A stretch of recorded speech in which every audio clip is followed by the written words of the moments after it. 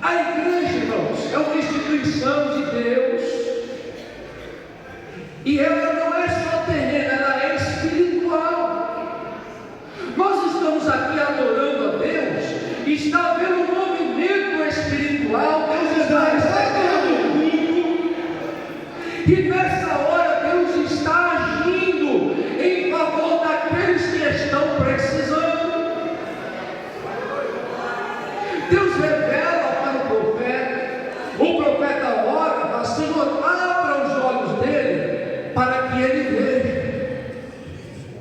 Como que pode um rapaz olhando e não enxergando? É a tipologia de um crente hoje, que é crente, mas não vê, não tem a visão espiritual, né? Mas aquele rapazinho, ele era um discípulo, ele andava com o profeta, ele tinha um chamado, e Deus queria mostrar algo mais profundo para ele, as riquezas espirituais para ele. O profeta orou, os olhos daquele rapaz se abriram, e ele viu cavalos e carros de fogo naquele lugar, cercando, guardando o profeta, guardando a vida dele, porque no mundo espiritual Deus já tinha preparado tudo. Esta é a introdução desta noite. Eu vejo Deus aqui, irmãos, intervindo na vida de muitas pessoas aqui. Vai confirmando. Oh Espírito de Deus. O profeta Daniel, irmãos, profeta Daniel, ele fez uma oração, ou várias orações, e ele estava aguardando uma resposta do céu para ele. No capítulo 10, a Bíblia fala que Daniel orou, estava aguardando, e o texto do livro de Daniel fala que estava havendo uma batalha no mundo espiritual. O príncipe da Pérsia estava impedindo a oração de Daniel chegar até ele. A oração que ele fez estava sendo bloqueada. Deus já tinha mandado uma resposta, mas parecia que o céu estava de bronze. No contexto de Daniel, eu vou contar aqui já uma palavra, Daniel não sabia que estava acontecendo isso nesses dias que ele estava esperando, mas no mundo espiritual, irmãos, estava havendo um bloqueio, e Deus estava trabalhando, irmãos. Deus já tinha mandado a resposta para o profeta Daniel, já viu? Preste atenção, Deus já estava mandando a resposta para Daniel. Deus já está mandando para você, meu irmão, a resposta do céu, porque o mundo espiritual agora está sendo movimentado por Deus. Deus trabalha no espiritual para que se conclua no material. O interesse de Deus é trabalhar na tua vida. Deus é poderoso, e Deus está dando livramentos para pessoas aqui nesta noite.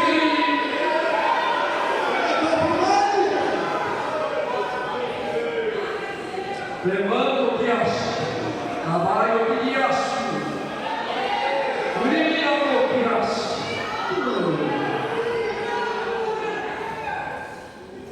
O anjo vai a Daniel, fala para ele: ó, eu vim trazer.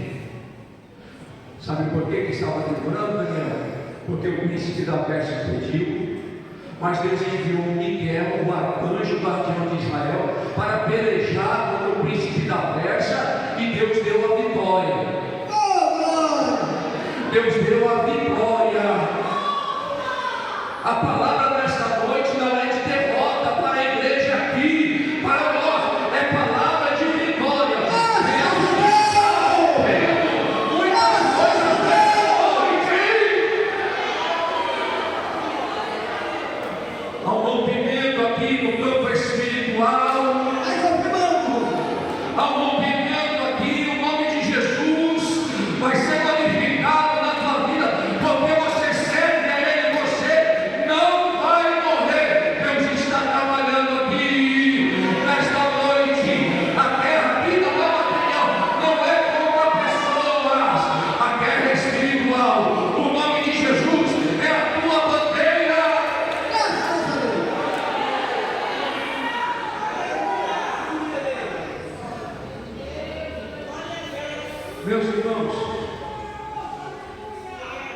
Eu lembro-me falando aqui na palavra, em Gálatas 6,17, o apóstolo Paulo, ele falou uma coisa interessante para a igreja que ficou marcada. Ele falou: eu carrego em mim as marcas de Cristo. As marcas. Que privilégio tinha Paulo de carregar essas marcas de Cristo. Quando nós voltamos para Ezequiel 9 aqui, Deus deu essa visão do mundo espiritual para este homem. E no contexto dessas visões, era Jerusalém. O problema estava em Jerusalém. Jerusalém significa lugar de paz. O problema estava lá. Então Deus levou o espírito deste homem, desligou ele da terra, leva o espírito dele para uma dimensão espiritual e começa a mostrar para ele uma situação que estava acontecendo, que estava refletindo em Jerusalém. A Bíblia fala que aparecem estes homens, e essa revelação que Ezequiel teve começa interessante, porque ele ouve como se fosse um grito nos seus ouvidos. É um grito que nos leva a pensar, a Bíblia nos dá a entender, que quando se fala algo na Bíblia é para prestar atenção, é algo interessante. Ele ouve uma grande voz gritando para ele, começa as suas visões, e a palavra fala que vinham 6 homens. Ele começa a ver no campo espiritual 6 homens, e eu notei nessa palavra que dentre esses 6 homens tinha este homem que tinha um tinteiro de escrivão na cintura. O texto fala que as vestes deste homem era de linho. O linho representa realeza, fineza, monarquia, poder. Então aqui é uma tipologia de Jesus. Este homem que estava no meio dos 6, ele recebe um comando no espiritual para depois acontecer em Jerusalém. O texto nos fala que ele recebe o comando, a glória de Deus sobe ali dos querubins no templo, fala para ele, e ali a voz espiritual fala assim: passa pelo meio de Jerusalém e marca todos aqueles que gemem por aquilo que está acontecendo. Irmãos, a gente vê aqui nesse texto de Ezequiel que o contexto era de todas as pessoas em Jerusalém, mas tinha 2 qualidades de pessoas ali: aquelas que gemiam pelo que estava acontecendo, ou seja, não se dobravam para o pecado, para as coisas erradas, estes seriam marcados, e aqueles outros que concordavam.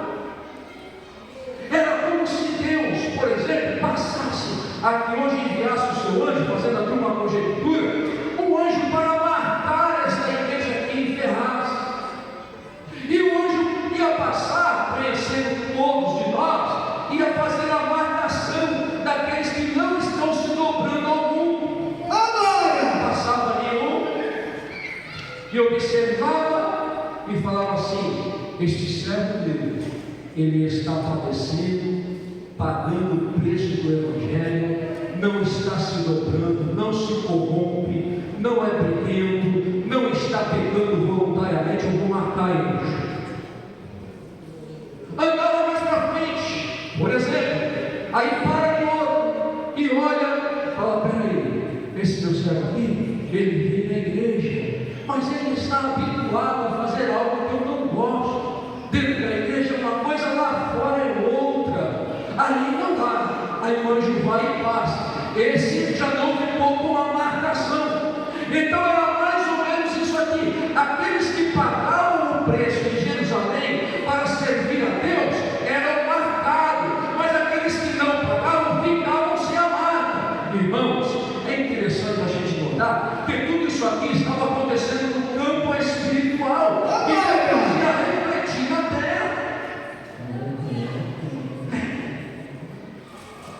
Então Deus, Ele age, irmãos, nas situações, nos remete a pensar aqui que Deus quer pessoas marcadas, irmãos, pessoas marcadas, para que quando vir o juízo de Deus, a gente seja marcado com a marca de Cristo, para um dia ir morar no céu, uma igreja santa, lavada, remida, na presença de Deus.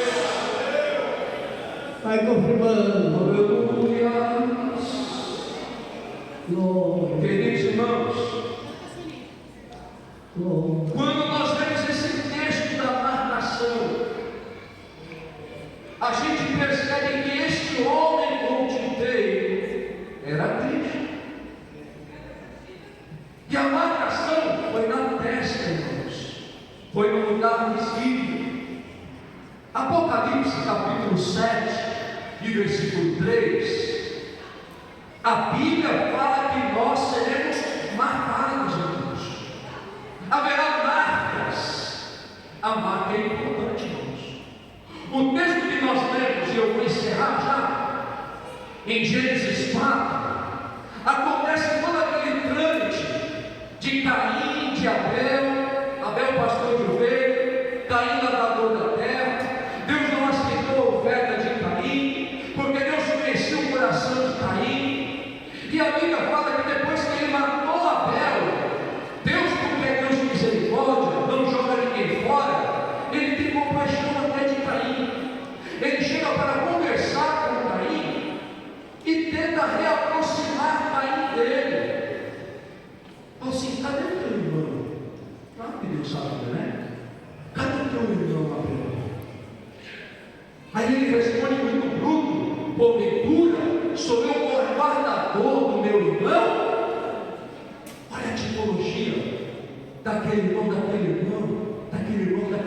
irmã, que às vezes é bruto, né, para falar, até mesmo com Deus, às vezes, responde para Deus de qualquer jeito, sem reverência, sem pensar nas coisas.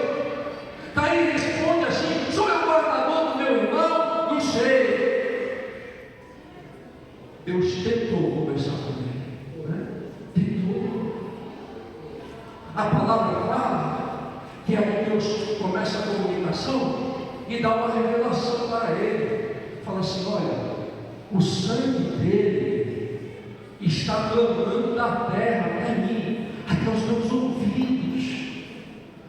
Está gritando para mim. Eu sei o que você fez. Deus traz as sentenças para aquele homem. Só que até o texto que nós lemos, nós vamos ver que Deus, como é a fonte da misericórdia, nem sempre não concorda com o erro premeditado e o erro consciente, mas Ele é a fonte da misericórdia. No final, Deus faz uma marca naquele homem. A marca que Deus fez nele não é uma marca para mandar ele para o inferno. Na verdade, Deus fez uma marca para preservar a vida dele. Viu, irmãos? O texto fala que qualquer um que achasse ele depois ia ver a marca. Eu não sei que marca que é, a Bíblia não fala, mas quem visse a marca não ia poder tocar nele. O que ele fez não foi bom. Não foi bom. Deus jogou ele fora da terra abençoada que ele estava. Ele ficou vagante, mas só que Deus preservou a vida dele. Deus preservou a vida dele. E é isso que o Senhor às vezes quer fazer com a gente. Ele quer fazer uma marca em nós, mas é uma marca permanente. Meus irmãos, a marca de Deus, ela muda todas as coisas em nossa vida. A marca de Jacó foi aquele deslocamento da sua coxa. Ele ficou marcado, ficou andando assim, ó. Não foi? Todo mundo que via depois ele mancando sabia, foi a marca que Deus fez nele. Foi a marca que Deus fez nele. Você tem marca aí nessa noite? Jesus fez uma marca nessa noite. Eu tenho certeza que você tem a marca de Cristo nessa noite.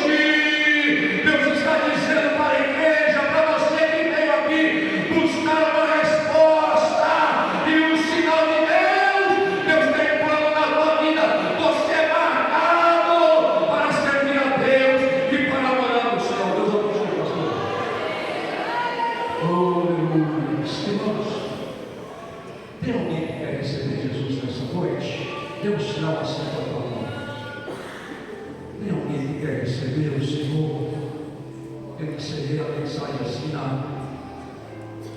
naquela rapidez, temos que obedecer o horário. Mas levante a sua mão, nós queremos orar por você.